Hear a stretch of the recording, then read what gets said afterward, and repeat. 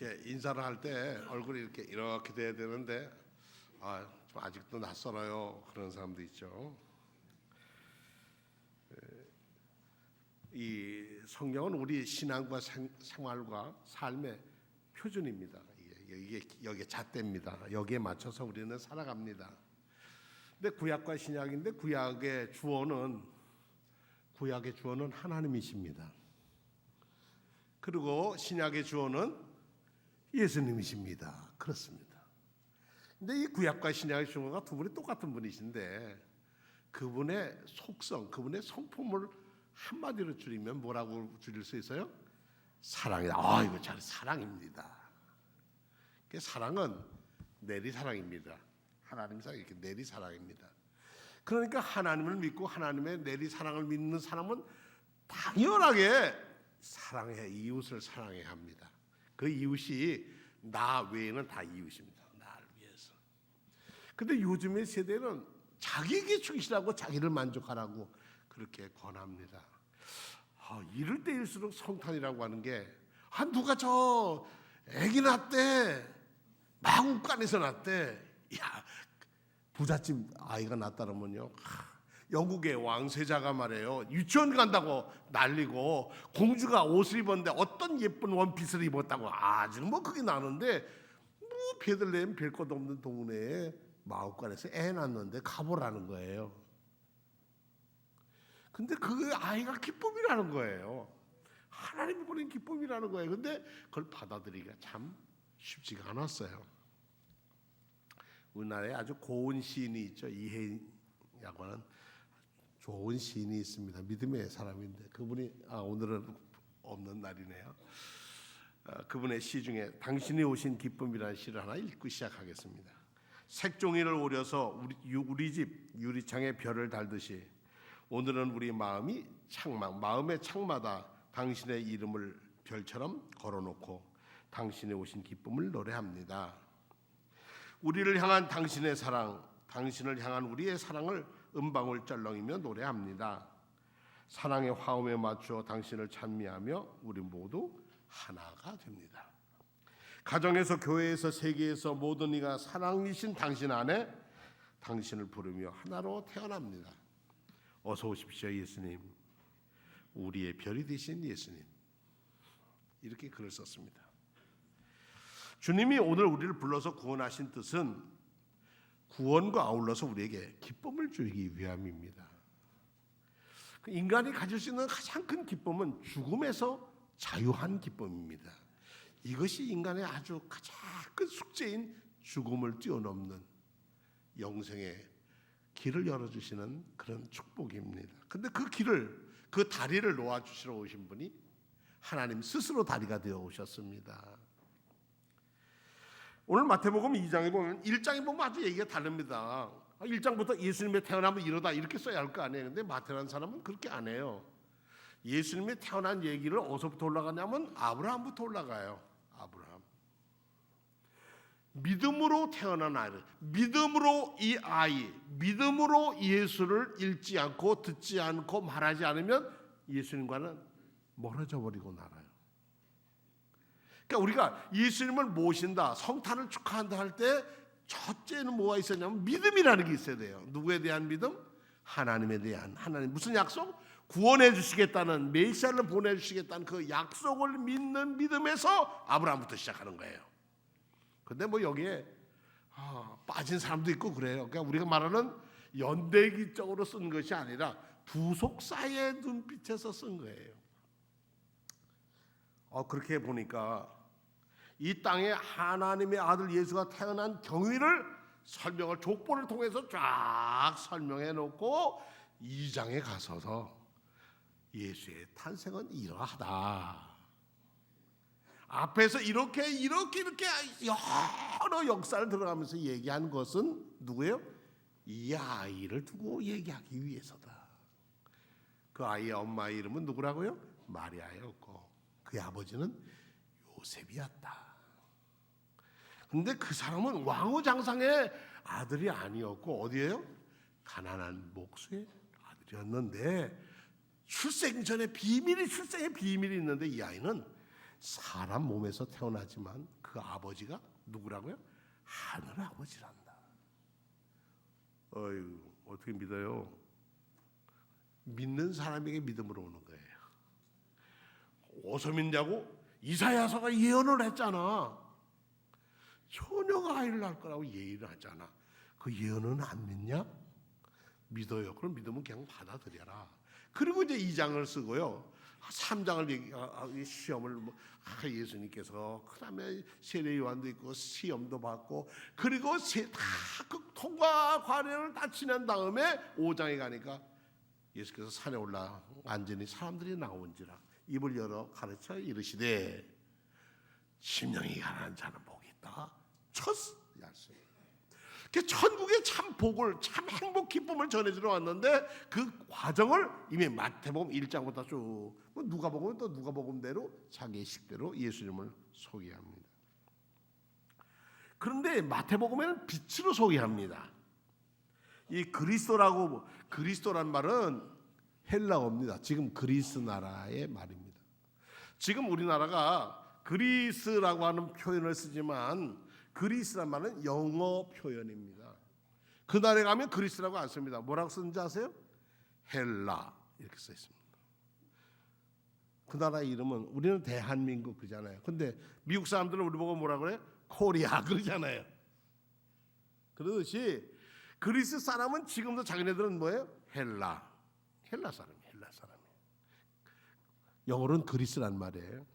근데 그리스도란 말은 헬라의 표기법이고 메시아란 말은 히브리 표기법이에요. 구약 예언서에는 뭐라고 써서요? 메시아라고 써 있죠. 그런데 신약 성경이 쓰여질 때는 뭐예요? 문화가 헬레니즘 문화가 다 동서하고 있어요. 그래서 그리스도라는 말로 바꿔 썼다는 얘기입니다. 똑같은 말이라는 거죠. 누가복음 2장에 보니까 크고 작음을 넘는 하나님의 가치는 왕우장상이 아니란다. 높고 낮음도 아니란다. 귀하고 천함도 아니란다. 낮아지는 것, 낮아질 수 있는 낮아지는 것. 출애굽기 읽어보면 야곱이 누가 앞에 가냐면 바로 앞에 갈 때 그러잖아요. 아들이, 아버지, 우리 여기 이집트 사람들은, 애굽 사람들은요, 양치기 하는 사람은 제일 하층으로 생각해요. 그러니까 당신의 조상이 누구요? 그러면 우리는요, 원래 우리 유목민이었습니다. 이곳저곳 찾은 유목민이었는데 우리 조상들이 그렇게 살아왔습니다. 그래서 고센 땅에 살겠다고 해주세요. 그러니까 임금이 바로가 그래 거기서 살게 해라고. 그런데 예수님의 태어남은 어디서 태어난다고요? 마국간. 근데 여러분 마국간 우리나라 마국간처럼 생각하면 안 돼요. 지금 뭐 이렇게 백화점 가면 이렇게 다 집을 그건 아주 멋있는 거예요. 어제 저 김현웅 목사가 제게 그래요. 이번에 저 미얀마 가서 기도처를 짓고 왔대요. 예배당이 아니고 기도처 4군데를 짓고 왔다는데 한 군데 짓는데 400만 원이면 된대. 그래서 이야 400만 원 어떻게 짓냐니까 땅은 자기네 땅이고 가보니까 그냥 위에만 덮고 그냥 미얀마는 더운 나라니까 그렇게 졌대요. 근데 예배당을 지려면 한 3, 4천만 원 들여야 예배당을 진다고 그래요. 그런데 놀라는 것은 집 짓는 재료값만 주지 땅값 이런 건 다 운영은 다 누가 해야 돼요? 자기들이 해야 한다는 거죠. 잘 가르쳤다. 근데 예수님이 오시면 어디 오냐면 마국간이에요. 그리고 표시가 뭐냐면 아기를 낳아가지고 엄마가 끌어안건지 옆에 놓는데 어디에 올려놨다고요? 구유에다 올려놨다는 거예요. 마리아는 생생한 젊은 녀석이잖아요. 얼마든지 자기가 안고 있을 수 있는데 엄마가 아이를 내놓았어요. 어디에다가? 구유에다 놓았어요. 자, 구유는 뭐 하는 데예요? 짐승이 밥 먹는 데 아니에요. 이 땅에 생명의 양식으로 오신 분이 누구예요? 예수님이죠.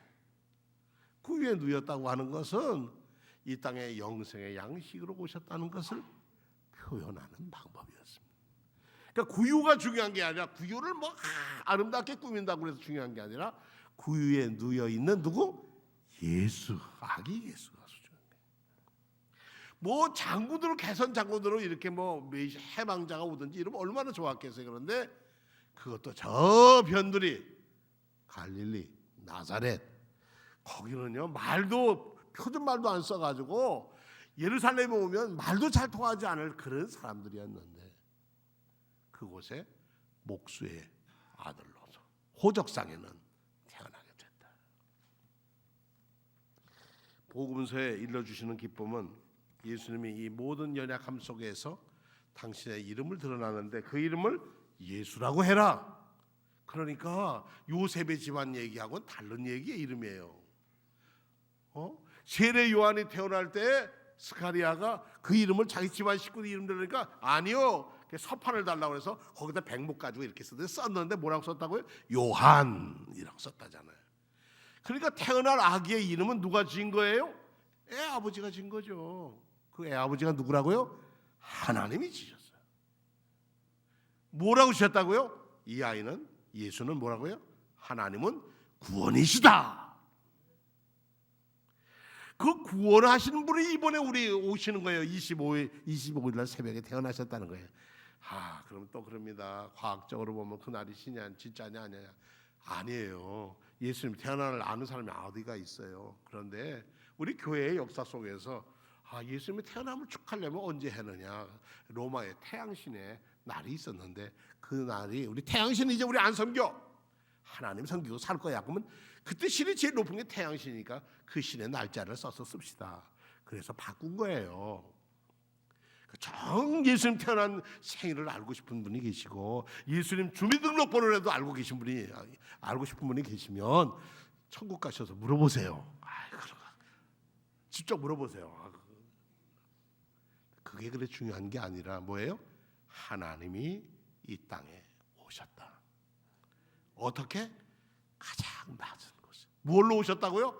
먹이로 오셨다. 양식으로 오셨다. 내가 줄 양식은 너희가 준 양식과 달라. 수가성에 빵 얻으러 빵 사러 갔던 돌아오니까 다 잡섰다는 거예요. 무슨 누가 드렸어요? 그러니까 너희가 모르지 알지 못하는 빵이다. 내 일이 사명이 내 생명과 양식이라는 거예요. 파울로 코렐료라고 하는 작가 저 참 좋아합니다. 아시는 분들 아주 연금술사라고 하는 책을 써서요 아주 세계 인기를 끄는 사람입니다. 이 사람은요 브라질 사람이었는데 큰 회사의 대기업의 간부였어요. 근데 1986년에 이 양반이 살다가 내 인생이 이것이 아닌데 해서 사표를 내고요. 저 프랑스로부터 산디아고까지 가는 길을 걷습니다. 순례길을 800km를 걸어요. 그 걸으면서 있던 경험을 가지고요. 책에 순례자라고 하는 책을 썼는데 그 외에 뭐 베로니카 죽기로 결심하다 오자히르 이런 책들 냈는데 아주 베스트셀러가 됐어요. 세계적인 작가가 됐어요. 이 사람 나이가 1947년생이니까 아직도 건강하게 잘 지냅니다. 그 사람이 쓴 순례자라고 하는 책에서 이렇게 썼어요. 하나님의 아들이 인간 세상에 내려왔을 때 그가 올 때 가져다 둔 게 있다는 거예요. 뭘 가져다 줬다고요? 사랑을 가져다 줬다는 거예요. 그러나 인간들은 사랑을 고통과 희생으로만 이해했기 때문에 그를 결국 십자가에 못 박아 죽인 것이라는 거예요. 또 그들이 그렇게 하지 않았다면 아무도 그의 사랑을 믿지 않았을 것이라는 거예요. 모든 인간은 자신의 열정으로 인해 매일 고통을 받는 것에 익숙해 있기 때문이다. 이런 얘기를 썼습니다. 그리스어로 헬라 말로 사랑을 뜻하는 말은 우리는 사랑 한 가지 아닙니까? 어떤 국어학자가 억지로 사랑이란 말을 썼는데 생각삭자에다 물양자 써요. 생각과 물질이 다 합쳐야 사랑이라는 거죠. 근데 이 헬라 말 그리스어에는요 에로스, 필로스, 아가페 이런 말로 바꿨습니다. 남녀 간의 사랑 에로스, 친구 간의 사랑 필리아, 그 다음에 마지막으로 하나님의 사랑은 아가페라고 그랬어요. 이 과정들이 다 소중한 거예요. 그 소중한 것을 살아가면서 어떻게 사랑의 본분인 제일 높은 사랑이라고 하는 것, 그게 뭐라고요? 아가페를 따를까? 근데 예수님은 뭐라고 설명을 했냐면 제일 높은 사랑이 뭐냐? 친구를 위해서 목숨을 버리는 거란다. 그리고 당신이 우리를 위해서 목숨을 버립니다. 제일 큰 사랑이 높은 지고한 사랑이 뭐냐? 그건 뭐예요? 자비하심인데 뭐가 있느냐? 그것은 원수를 사랑하는 거란다. 이웃 중에서도 원수를 사랑하는 것이란다. 에이, 그런 거 못해요. 그것은 세상 길을 가는 사람은 못해요 하고요, 주님을 믿는 사람에게는 그래요 하고 갑니다. 이렇게 순례의 길을 걷다 보면 우리는 순례의 길로 2015년의 길을 걸어서 여기까지 왔어요. 다음 주면은 52주 끝나는 주간까지 오는데 이 한 해를 오면서 여러분들이 그 사랑하는 주님과 어떤 만남을 가지셨는가 한번 생각해 보시지요. 저는요, 지난 1년 늘 기도 이렇게 해놓고 기도했는데 뭐 늘 기도한다고 그래가지고요 잠도 안 자고 기도하는 거 아니에요. 밥 먹을 때는 그렇고요, 누구하고 얘기할 때도 그렇고요. 그런데 저런 마음을 가지고 살으니까 전에보다는 좀 편했어요, 마음이. 자, 그러면 성탄은 어디로 가야 하느냐? 베들레헴으로 가야 되겠죠? 거기 가야 보이잖아요. 지금 베들레헴 가려면, 저 예루살렘에서 베들레헴 갈 때는 여권 검사도 하고요. 때로는 한 사람씩 다 조사하기도 하고요. 뭐 까다로울 때는 못 들어간다고 막아놓습니다. 저 철판으로, 큰 철판으로 베들레헴을 예루살렘과 막아버려. 우리나라는 철조망이잖아요. 근데 거기는요 철판으로 막아버렸어요. 제가 예루살렘에서 베들레헴 들어가다가요 차에서 내려서 걸어가다가 사진을 찍었어요. 그랬더니 그 사진의 벽에는, 이 팔레스틴 쪽 벽에는요 유대 사람들을 미워하는 글들로, 그림으로 가득 차 있어요. 평화라고 얘기하는 사람이, 샬롬 얘기하는 사람이 샬롬을 지키지 않고, 그런 그림들이 쫙 펴 있어요. 아, 가슴 아픈 일이죠. 베들레헴으로 간다는 거는, 에이, 무슨 마구간에서 왕이나, 예수 믿는다는 건, 야, 예수 믿으면 배고픈 게 해결되냐? 밥을 주냐? 교회 가면 떡을 주냐? 밥도 주고 떡도 주고 다 줘요. 어떻게 이해하느냐에 따라서죠. 두 번째로, 이 하나님을 향해서, 하나님의 약속을 향해서 가는 사람에게 하나님은 만나주세요. 여러분이 크리스마스가 그냥 하루 지나가는 날, 그러면 그냥 지나가는 날이에요. 목사도 그래요. 아이고 바빠서 애들하고 지나다가 메리 크리스마스 이라고 지나가면 그냥 메리 크리스마스예요. 그러나 예수님이 이 땅에 오신 아버지의 뜻, 사랑을 주기 위해서 왔다고 그랬잖아요.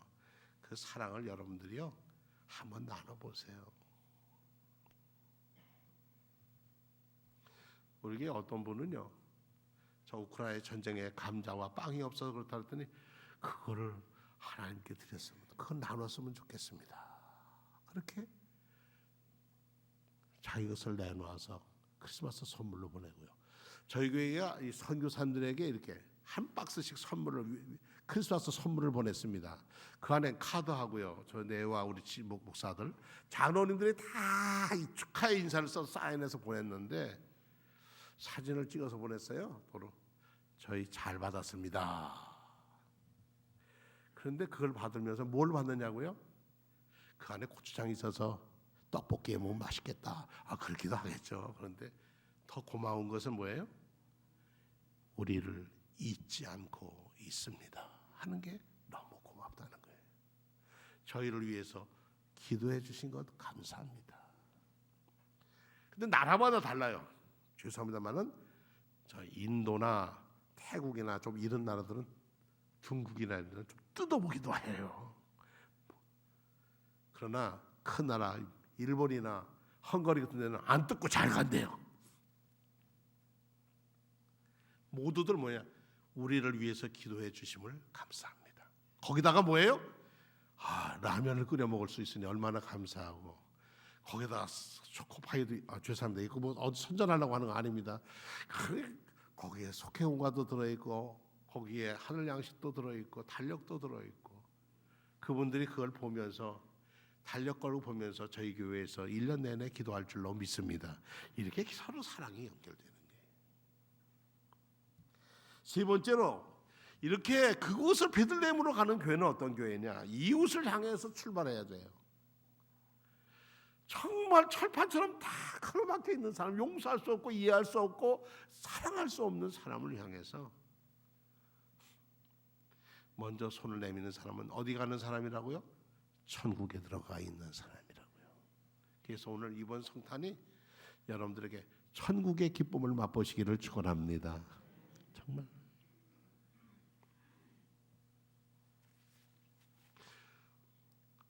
매년 저희가 보내는 카드하고 보내는 좀 만나기 힘든 곳에 있는 분에게 저희 교인이 있어요. 보냅니다. 선물 보내는데 올해는 이렇게 먼저 편지가 왔어요. 목사님, 2015년 어려웠던 거 다 내려놓고 잊으시고 주님과 함께 새해를 떠나시죠. 뭐 이렇게 썼어요. 근데 그 말이 얼마나 그렇게 위로가 되는지. 위로는 제가 한 게 아니라 그 사람한테 제가 위로를 받는 거예요. 아이고 고맙다. 우리가 성탄을 맞이하면서 하나님께로도 정성을 다하여 저를 구원해 주신 것 감사합니다. 가족 수대로 우리가 감사하자고 그랬어요. 그렇게도 정성껏 예물도 드리지만 더 중요한 것은 천사의 소리를 듣고 마구간까지 찾아갔고 어떻게 했다고요? 엎드려서 경배했다. 마구간 아래 짐승 자리 있는 데서 동방박사도 했고 목자들도 했고, 그러나 그들은 누구의 음성을 들은 사람들이에요? 세상의 소리를 들은 게 아니라 천사의 소리를 들은 사람들이었다. 이번 성탄절에 여러분들 귀가 영안이 귀도 열려서 천사의 소리를 듣는 그런 크리스마스가 되기를 축원합니다. 이 파울로 코렐리오라고 하는 사람이 2007년도에 중앙일보에 우리 보낸 크리스마스 이야기를 제가 읽고서 오늘 설교를 마감하려고 합니다. 산타 선물이 마르지 않은 까닭. 산타가 선물 갖고 다니는데 마르지 않잖아요. 끓여도 또 나오잖아요. 그 이유가 뭐냐? 중세 시대에 오늘날 오스티아로 알려진 지역에 브루크하르트라고 하는 한 가족이 살았답니다.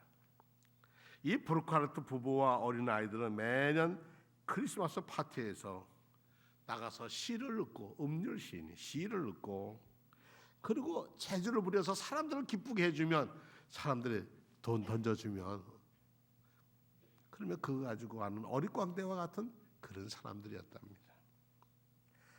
그런데 그들은 크리스마스 선물을 살 수 있는 지금 밥을 먹는 게 걱정이지 크리스마스 선물 사는 게 되지도 않아요.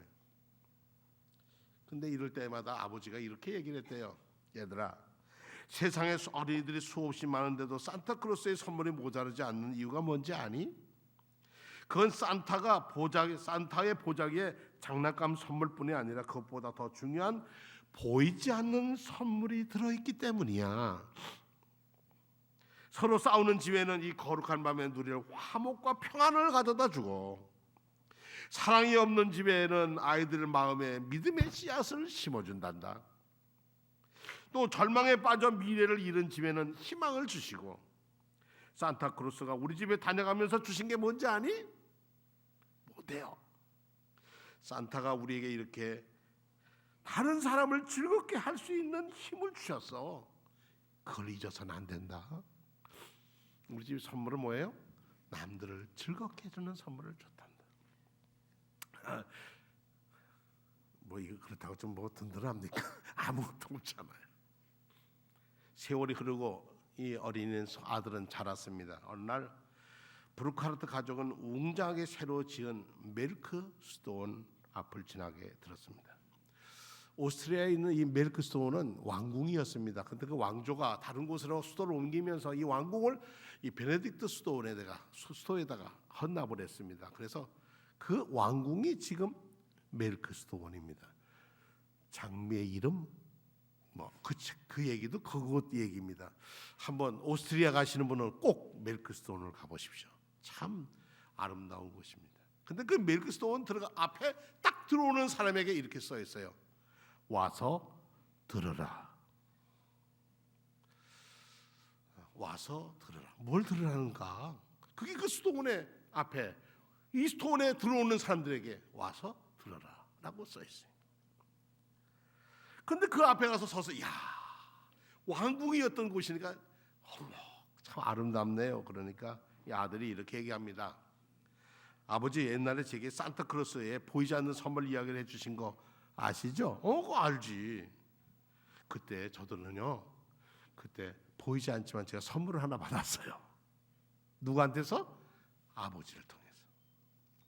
그거는 제가 수도사가 되라는 소명을 받았어요. 전 늘 그것을 꿈꾸며 살아왔어요.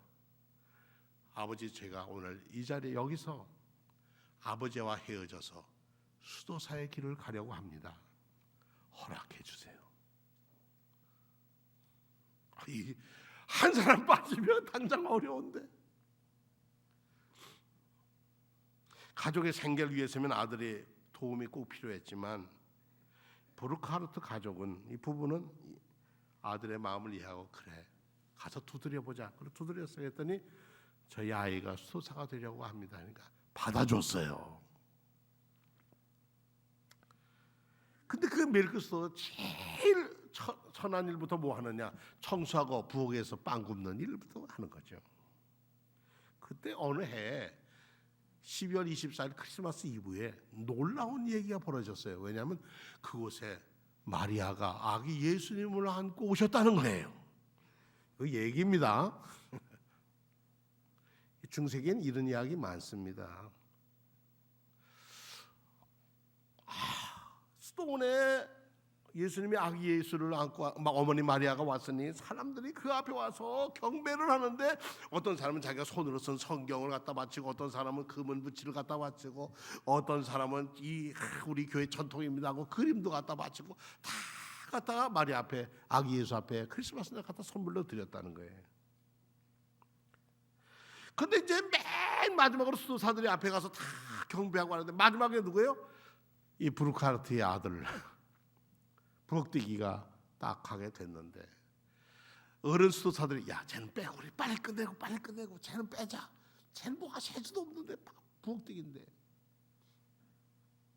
그랬는데 이 아들이 예수님의 어머니 마리아와 아기 앞에서 인사를 하더만 주섬주섬 주머니에서 뭐를 꺼내는가 그랬더니 오렌지 5개를 딱 손에 들더래요. 그리고 자기가 평생 배운 게 뭐예요? 저글링, 던지는 거. 웃으면서 그냥 그 어머니, 예수님의 어머니 마리아와 아기 예수 앞에서 참 돌리니까 저 어른 수도사 있다가 야, 저게 뭐야? 그러는데 그 이 수도원 큰 수도원에 아기의 웃음소리가 가득 차더라니까. 아기가 웃는데 좋아서. 근데 누가 웃었어요? 예수님이, 아기 예수님이 웃으셨다는 거예요.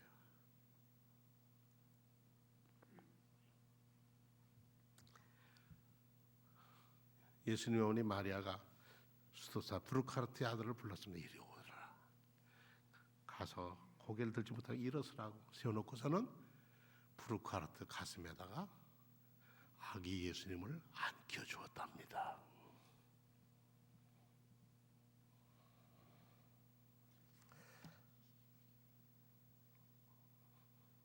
손뼉을 치며 좋아하던 예수는 부르크하르트의 얼굴을 바라보며 환하게 웃었답니다.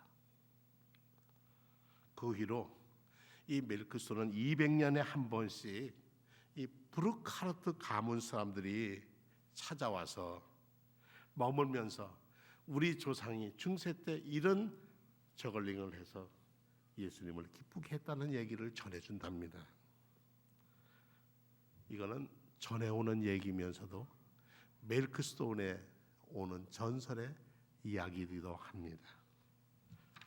2015년 크리스마스에 여러분은 예수님의 어머니 마리아와 아기 예수 앞에서 여러분들이 던져야 할 오렌지는 무엇일까요?